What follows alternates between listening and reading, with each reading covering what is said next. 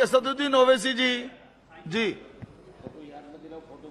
बहुत शुक्रिया सर, आपने मुझे आज एक तारीखी बहस पर बोलने का मौका दिया। मोहतरम जनाब, इस ऐवान के 75 साल के पार्लिमानी सफर की तकमील पर हम बहस कर रहे हैं। मैं सबसे पहले अपनी जानिब से खराज अकीदत पेश करना चाहूंगा मौलाना हिफ्जुर रहमान साहब को, जो पहली और दूसरी पार्लियामेंट के मेंबर थे, मेरे कायद सालार मिल्लत सलाहुद्दीन ओवैसी को, सुलेमान सेठ साहब को और मौलाना बनातवाला साहब को। जनाब मोहतरम, इस ऐवान की नाकामियों का भी जिक्र हमको करना जरूरी है। 75 साल का तारीखी सफर इस ऐवान ने मुकम्मल किया।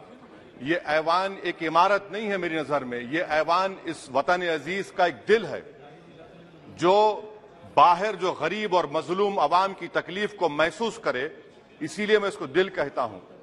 मैं आपके सामने 15 मिसालें पेश करूंगा जहां पर इस ऐवान ने अपनी नाकामी का सबूत पेश किया। एक उस वक्त जब दिल्ली की सड़कों पर सिखों की नस्लकशी की जा रही थी। एक उस वक्त जब 6 दिसंबर को बाबरी मस्जिद की शहादत हुई। आ रहा हूं भागलपुर, जिसमें रेशम के कारोबार को खत्म किया गया, मुसलमानों को दफना दिया और वहां पर फूल गोभी उगना शुरू हो गई। एक उस वक्त नाकामी साबित हुई जब मुजफ्फरनगर और गुजरात में नस्लकशी की गई। एक उस वक्त सर जब हम देखते हैं कि मुंबई की सड़कों पर इंसानियत का नंगा नाच हुआ।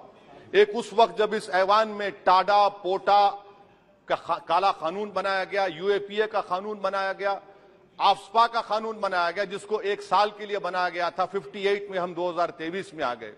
एक उस वक्त नाकामी साबित हुई जनाब, जब हम देख रहे हैं कि आज ये जो दिल है, भारत का दिल है, हिंदुस्तान का, इंडिया का दिल है, आज गरीबों में, मजलूमों में, मुसलमानों में, कश्मीर की अवाम में, दलितों में, आदिवासियों में इस ऐवान की मोहब्बत और एतमाद खत्म हो रहा है, कम हो रहा है।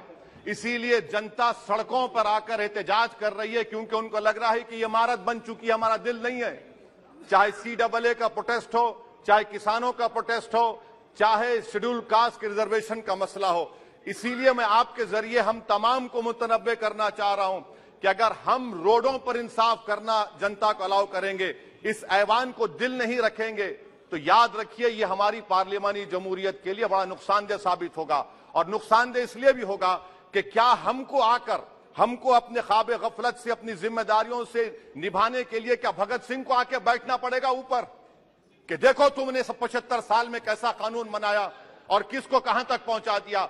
स्पीकर जनाब, इसीलिए मैं कह रहा हूं कि हम तमाम को अपनी जिम्मेदारियों को निभाना पड़ेगा। ये इमारतें ईंट से बनी हुई जरूर हैं, मगर ये इस इमारत में दिल है। इस इमारत को दिल के तौर पर बरकरार रखना पड़ेगा। स्पीकर सर, एक और मिसाल दे रहा हूं जहां पर इस ऐवान की नाकामी है। सर, अब तक लोकसभा के कितने 899 मेंबर कामयाब हुए। अब बताइए सर, पार्लियामेंट्री जमहूरियत में शराकतदारी की जमहूरियत है, रिप्रेजेंटेटिव फॉर्म ऑफ डेमोक्रेसी में 8,999 में कितने मुसलमान कामयाब हुए? कितने सर? 520, जबकि 1070 को इस ऐवान का मेंबर होना चाहिए था। कितना डिप्रीविएशन है सर? कितना डिप्रीविएशन है? 92% डिप्रीविएशन है। इस मौजूदा पार्लियामेंट में स्पीकर साहब सिर्फ 26 हैं, 14% मुसलमान और सिर्फ 4.8 उनका रिप्रेजेंटेशन है। बताइए, हम वोट डालने वाले बन गए, वोट लेने वाले नहीं बने। या तो हकीकत यह है कि आप वोट डालना नहीं चाहते उनको, आप सबको वोट डालेंगे, मगर जहां पर मुसलमान आएगा वो कामयाब नहीं होगा। बताइए, जब दिल में एक 14% आबादी की नुमाइंदगी नहीं होगी तो आप क्या फैसले करेंगे? क्या इस ऐवान को हम कहेंगे कि ये रिप्रेजेंटेटिव फॉर्म ऑफ डेमोक्रेसी है? स्पीकर साहब, मैं आपको एक और मिसाल देना चाह रहा हूं। बाबा साहेब अंबेडकर ने सही कहा था, अंग्रेज उस जमाने में पार्लियामेंट बुलाते थे टैक्स बढ़ाने के लिए। हम उसी रास्ते पर जा रहे हैं, हम उसी रास्ते पर जा रहे हैं। हम तो बाबा साहेब अंबेडकर को हमने सच साबित कर दिया। स्पीकर सर, आखिर में मैं आपको बताना चाहूंगा कि आज आप देखिए कि चाणक्य ने क्या कहा था। चाणक्य ने सही कहा था। चाणक्य ने सही कहा था कि जब राज चलाने वाले व्यापारी हो जाएंगे तो उस राज के लोग भिखारी हो जाएंगे। आज ये वक्त आ चुका है सर, आज ये वक्त आ चुका है कि क्या first pass the post system इस देश के लिए सही है या फिर हम प्रोपोर्शनल फॉर्म ऑफ रिप्रेजेंटेशन को फॉलो करेंगे।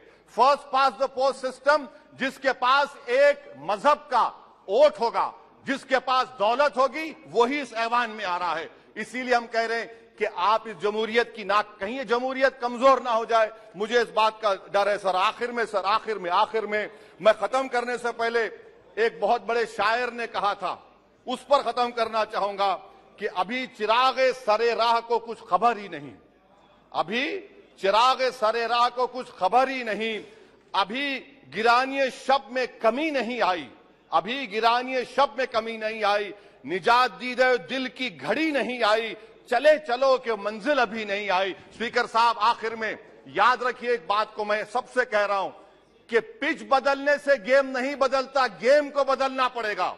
आप पिच बदल रहे हैं, वरना याद रखिए जब तक हम अपने जमहूरी उसूलों पर, रूल ऑफ लॉ पर, संविधान पर अटूट अमल नहीं करेंगे, वरना याद रखिए कहीं नई इमारत भी हिटलर की राइक्सटैग की इमारत ना साबित हो जाए। बहुत बहुत शुक्रिया सर।